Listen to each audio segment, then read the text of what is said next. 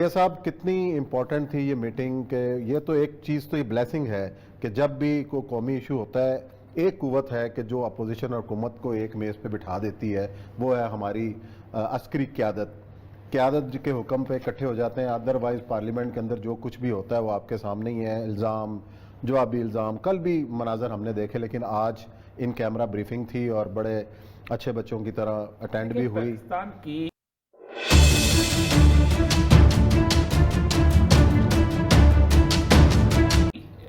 मौजूदा 3 साल की सियासत में एक खलंडरे बच्चे ने जन्म लिया हुआ, और वो खलंडरा बच्चा जो है वो समझता है कि मैं बहुत लाडला हूँ और मुझे, चूंकि मैं बहुत सारे लोगों की शक्लें नहीं देखना पसंद करता हूँ, इसलिए मुझे मीटिंग में नहीं बैठना चाहिए। देखिए, ये कंसेंसस होता है किसी से किसी जगह पे। मैं आपको बताऊं, जब भी घर में लड़ाई होती है, कुछ होता है, आपस में लोग अपनी नफरतें भुला देते हैं। या तो इमरान खान साहब को उस लड़ाई का बिल्कुल इदराक नहीं कि क्या होने वाला है और किस किस्म की कैफियत पाकिस्तान के सराउंडिंग सूरत हाल में है। अब कल तो फकीदुल मिसाल किस्म का खिताब फरमाया उन्होंने असेंबली के अंदर। नहीं, मिसाल खिताब बहुत जबरदस्त करते हैं। देखिए, खिताब तो मौलवी साहब जो है ना वो बहुत ज्यादा करता है। वो जो तकरीर करता है ना, जिसको तो ऐसा लगता है अभी यूनाइटेड नेशन गिर जाएगी। जलसे के ऊपर जब तकरीर हो रही थी, कौन ने तकरीर, खिताब तो मरीम नवाज बात करती है। मसला सारा ये होता है कि खिताब की बात नहीं, आप at the time of crisis कैसे लेके चलते हो। आप तो मीटिंग में नहीं बैठते हो और तालिबान को कहते हो सिविल बुनियाद हुकूमत बना है जी। मतलब इससे बड़ा मज़े का खेल बात क्या हो सकती है। देखिए उस्मान साहब, पाकिस्तान की सिचुएशन हम गुज़श्ता 1 साल से कह रहे हैं कि प्रिकेरियस होती जा रही है दिन ब दिन। मेरे सामने ये एक रिपोर्ट है 12 मार्च 2021 की। जो बाइडन ने क्वाड समिट के अंदर वहां बैठ के उसने तकरीर की है। सही है। क्या क्वाड समिट में जो बाइडन बैठा हुआ ऑस्ट्रेलिया में, और उसके साथ 4 लोग, दरमियान में नरेंद्र मोदी की दाढ़ी वाला वो तस्वीर है, और उसके साथ 2, और उस क्वाड मीटिंग के बाद उन्होंने उस असेसमेंट की है गुज़श्ता साल जो इंडिया और चीन की आपस में लड़ाई हुई है उसका नतीजा क्या निकला। उसके ऊपर ये पेंटागन ने इतनी बड़ी रिपोर्ट ने की है, mitigating the risk of India China conflict.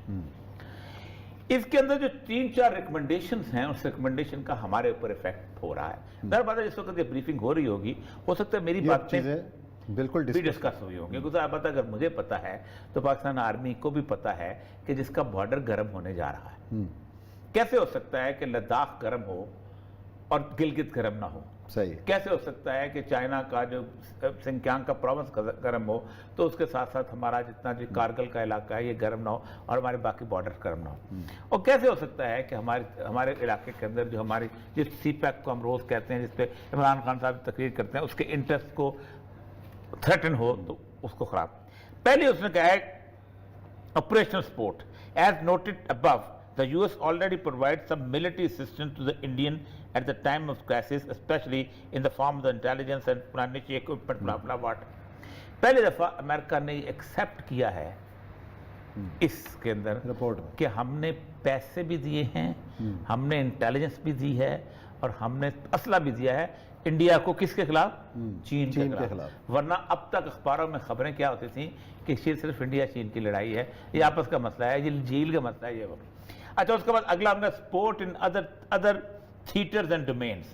अच्छा, support in other theatres and domains में उन्होंने लिखा है कि आप a smaller conference on the LAC, other Quad members are highly unlikely to open hostility against China elsewhere, कि जहां जहां और हॉस्टिलिटीज चाइना के साथ खोल सकते हैं हम खोलेंगे।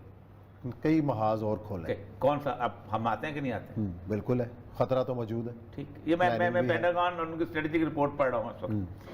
अगला उन्होंने कहा कि पॉलिटिकल एंड डिप्लोमेटिक सपोर्ट, वो उसने कहा कि इंडिया को हम अगर उसको हम बनाना चाहेंगे, सिक्योरिटी काउंसिल का परमानेंट मेंबर बनाना चाहें तब भी बनाएंगे, हमायत करेंगे, हर चीज उसने कहा है। जहां भी इंडिया की डिप्लोमेसी होगी वहां तो हमें चीखने चूखने की जरूरत नहीं है।